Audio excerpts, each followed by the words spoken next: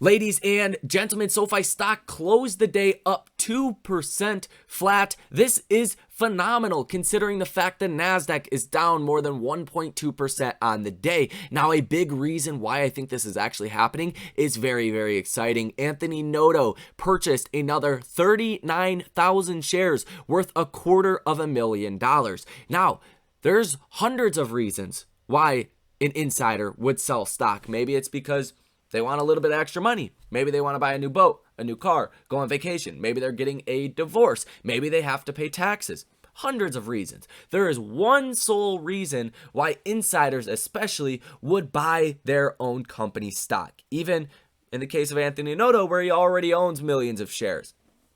It's because they think it's undervalued and it is going to go higher. That's the only reason. Absolutely only reason. It's not for anything else. So I think that is very bullish.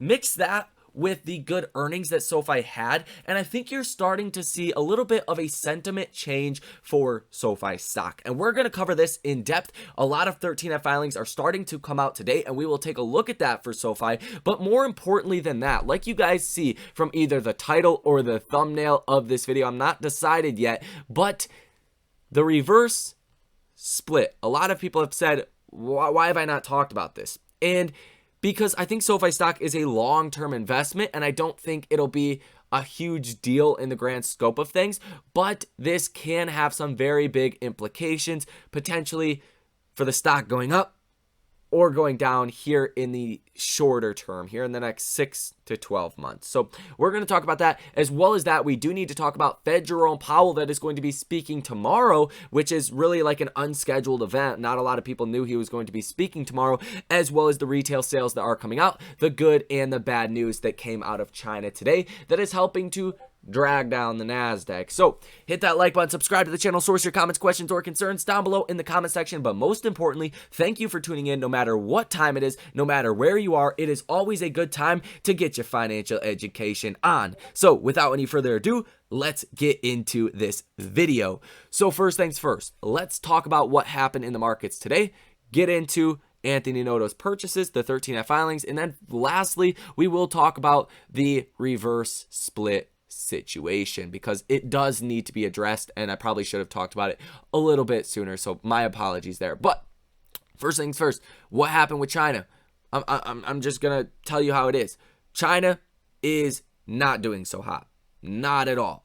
Their retail sales were down 11.2% year over year, 6% worse than what we thought it was going to come in as. So it was not good. And last night, if you were watching futures, NASDAQ was almost up 1% at one point. When their data came out, when we seen the retail sales for China, the markets completely flipped. I mean, the NASDAQ was down almost 1% after that, about 0.80% down, just off of that data point from China. So it was a big deal, and that's why the NASDAQ was down 1.2% today. At the same time, just a couple of hours ago, China came out and said, hey, we're going to start to ease the restrictions in Shanghai and a couple other cities that are under restriction because we have not seen that many COVID cases. I believe in Shanghai, they did not see one new case today. So that was good, a little bit of bad. The markets, I will say, would have been a lot worse if oil was down, but oil is obviously up based mostly by those comments from China. Natural gas up 4.5%, Brent up 2.34%, and oil just straight up Western oil is up 3.19%. So that is the good and the bad. And we also do have our retail sales, which come out tomorrow at 7:30 in the morning. That's why China's retail sales were a little bit more important than what they typically are, and that's kind of why you've seen a lot of instability, especially in a lot of your high-flying tech stocks. I don't think they're really high-flying anymore, considering a Clorox is like a 32 times price to earnings multiple, whereas like a Facebook is a 13 PE ratio, or a Netflix is a 15 PE ratio. So I don't think the same argument applies, but that's still what happened today. Can't fight the markets on that. They're going to do what they want to do. Algorithms are going to do what they want to do. But we do have Fed Jerome Powell that speaks at about 10 a.m. tomorrow as well, which is going to be very, very important. If he says anything new, you're definitely going to get headlines about that, and that is going to move the markets in a very dramatic way, and I'm not going to sit here and forecast what I think he's going to say, but I don't think he's going to be light on the economy, and I think maybe the markets might get a little bit disappointed from what he has to say. But just keep in mind, this is your opportunity to amass a great amount of wealth. Essentially, if you are somebody that thinks the markets are not going to ever hit new all-time highs, you are essentially betting that innovation for the human race is going to stop. And I heard an analyst put it like that, and it makes a lot of sense, right? If you thought the markets were dead forever, then, or never going back to all-time highs, you would be betting on the evolution of the human race. And that analyst was saying he is not willing to do that, and I am right in that boat. And that's the beautiful thing. Let me just rant for a second, okay? Let me just rant for a second. I apologize. We're going to get into SoFi and everything else you guys need to know, but this is actually a beautiful thing that the Fed is not our friends right now, and it's going to take a while to get back to all-time highs. Why? Because a lot of stocks are on potentially once in a lifetime kind of discounts, and you're going to have a lot of time to load up and build out big positions before inevitably the Fed does U-turn and the markets will start to pay more for stocks like SoFi, for DraftKings, for Lucid, for Polestar, for Affirm, all of these companies that a lot of retail investors invest in, and that's when the money will actually be made. And that's why the most millionaires are created during downturns in the markets, because if you're savvy and you are the one buying the dip and actually holding, then you get rewarded for it massively when the time comes. Remember, the day you plant the seed is not the day you reap the harvest. Very important. Keep that one in mind. Never forget that one. Now, let's talk about SoFi stock and what is actually going on today with the 13F filings. You can see Anthony Noto, like I said, purchased about 39,000 more shares for about $250,000. That brings the total amount of buys over the last 3 months. 12 transactions of 2.13 million. The number of sells, you're sitting at 1, and that was worth 40.05 thousand. So you're seeing a lot of buy the dip action in SoFi stock, which should be very reaffirming to a lot of you guys that, hey, you know, the numbers are looking good. Anthony Noto, nobody's going to put $250,000 and buy more shares when you already own 3.2 million shares, unless you thought the stock would do well.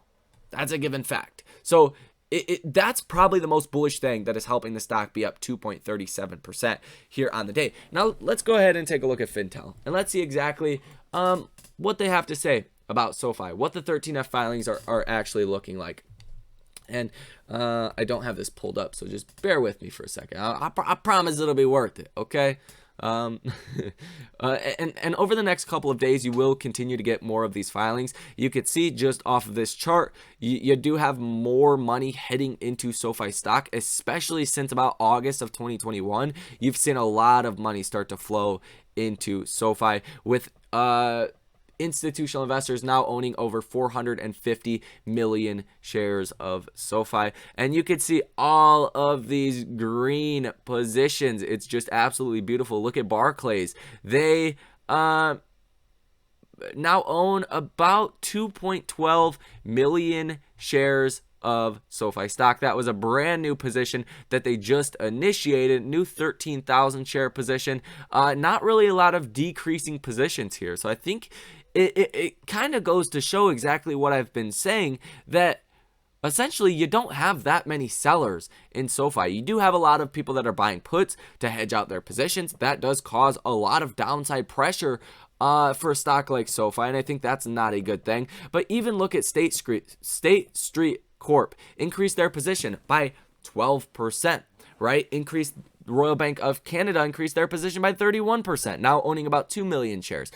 This firm, Legal and General Group, increased their position by 27.2%, now owning 1.3 million shares. And you are seeing some put positions getting exited, and a lot of these red, positions that have been closed out of, they didn't have big positions to begin with. Look at this, Ensign Peak Advisors. They increased their position by 1,528%, now owning about 1.2 million shares.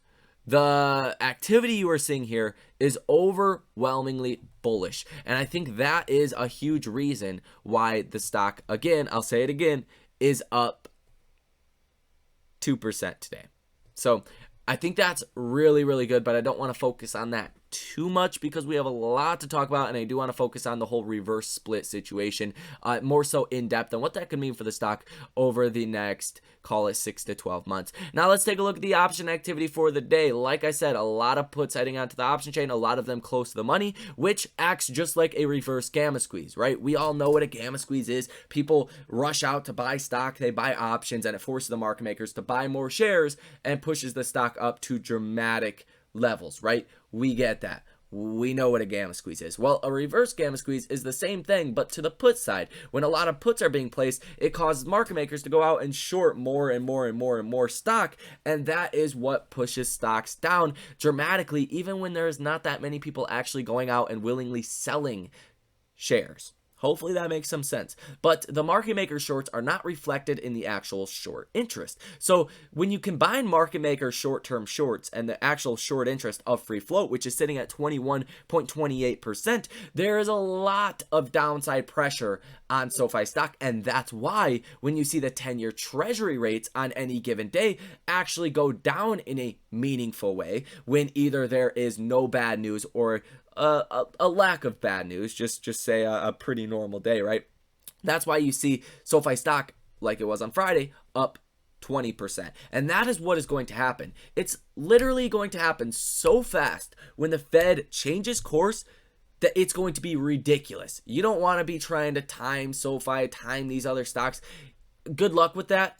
Is not going to happen. Now, 10-year bond rates did come down just a little bit, but nothing to like help out the markets here. Like it hardly moved. Still, in the grand scope of things, we're at basically these 2018 levels for 10-year treasury rates, and they're still, I mean, parabolic. Like, you have not seen a downtick in the rates like at all. It looks like a damn momentum stock. So that is that. Let's talk about a little bit more of the short interest information. And we're looking at 154.87 million shares that are sold short. Cost to borrow max of about 15%.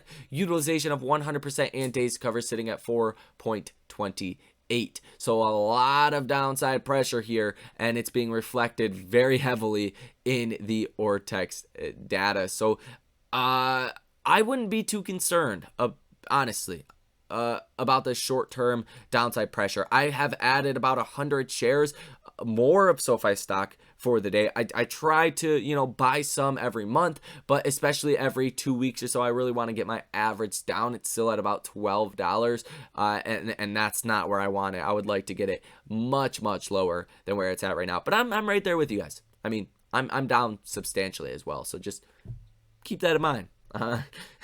Still down dramatically. Now, let's talk about this whole reverse split situation. So the reverse split, like I said, they essentially want to take either 2 to 10 shares of outstanding stock and combine that and reclassify it into 1 share of common stock. So what this is a reverse split. And if you guys ever got involved in penny stocks or just companies that struggle to stay above $1, then, reverse splits are probably not a good thing, right? The rules for the NASDAQ is you have to stay above $1 for 2 weeks out of 1 year to remain listed on the NASDAQ, right? To not get sent to the OTC. So what a lot of companies have to do, especially when they're just flat out bad businesses, is just do these reverse splits over and over and over again until you can't do anymore, and then you ultimately get sent over to the OTC or your business just goes bankrupt. And usually what happens after a reverse split is some kind of offering, a share offering, especially when they are bad businesses. SoFi is not really in the same realm as that. They're not a bad business. They really don't have to raise capital in the same way a small penny stock would have to. But I can understand why they want to do at least a small reverse split, because there's so many shares outstanding. It's very hard to actually move the needle on SoFi. And just know, when a reverse split happens, it doesn't change anything fundamentally with the company. It doesn't make you have more or less money. But what it would do is, say, for every 10 shares of SoFi, it's trading at $6 right now. Let's say the stock, or it's almost at $7. So let's just say the stock would go to $70. Well, now all of a sudden, there you can get bigger moves in the share price of the stock because there's less shares outstanding. The price can fluctuate a lot more and potentially get shorted even more. So that is really the big concern with a reverse split. If this did go through and we did give them authorization to do a reverse split, then you could see a lot more downside pressure on SoFi. Same thing for upside pressure, though. The stock can move around a lot more. All in all, I'm not concerned about this in the long-term prospects of investing in SoFi.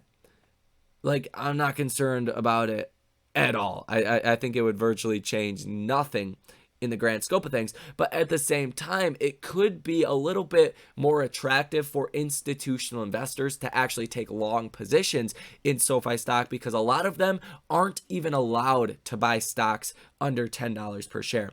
Weird rules. Hedge funds, I got some weird rules out there. So could be good, could give SoFi more exposure. I would be a little bit more, a lot more concerned about this if Anthony Noto, more people were actually selling SoFi. But the fact that they are buying SoFi and still trying to do a reverse split, it doesn't give me those shady vibes. It's not really something I'm concerned about. Like, if they were selling out, sure, I would be a little bit more concerned. But in the grand scope of things, I think SoFi is a 10x stock in the next 5 to 10 years. I think this, currently trading at a $6 billion, $7 billion market cap is certainly a $100 billion company. Give it 5 or 10 years. And I think that's really the only way to look at SoFi stock. So that is that. Let me know your thoughts on this whole reverse split situation down below in the comment section. That is pretty much going to do it for this video. I know I talk about the technical levels all the time, and the stock doesn't move around a lot, right? So it's like beating a dead horse. But watch, $5 to the downside, found a lot of support intraday 3 times, falling under 5, closing above 5 every single day. We have not closed under $5 yet for SoFi stock. Now we're trading at almost $7. So we've seen a substantial move from $4.82 per share all the way up to $6.91 per share, where we currently sit. Coming up and retesting this 50-day moving average, it would be, the one, call it 2, 3, 4, 5, 5th, or this would be the 6th time it's tested its 50-day moving average, and hopefully can break out this time, especially if we do get a couple big up days in the markets. I think SoFi could go back close to that $10 level. 100-day moving average at $10.37 per share. If we do get some good momentum, I'm not convinced it's going to happen, but if it does happen, that would be the next level to watch. Call it $10 flat and $10.37 per share. Volume has been pretty consistent, a little bit higher as of recently, but not anything notable to actually point out. The RSI sitting at 50.05, so it's exactly neutral even after these big last couple of days we've had, right? 19% on Friday, day before that on Thursday, 3%, day before that, almost 5%. You've seen about a 27% upside move from the low, and well, a little bit more than that, I do believe now, considering the move that we've seen today, up 2.37%. Considering all of that, the fact the RSI is still neutral does lead me to believe that we could see more upside,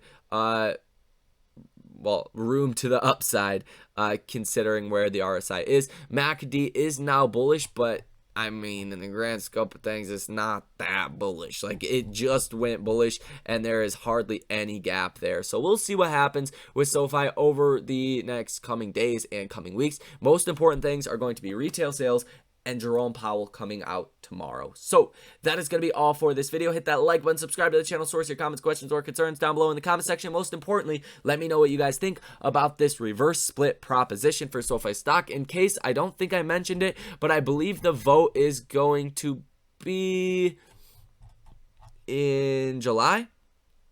July 12th will be the annual meeting, and that's where essentially your votes will be casted. So make sure you vote. I'm probably going to vote against it, but I really don't care in the grand scope of things. So that is all.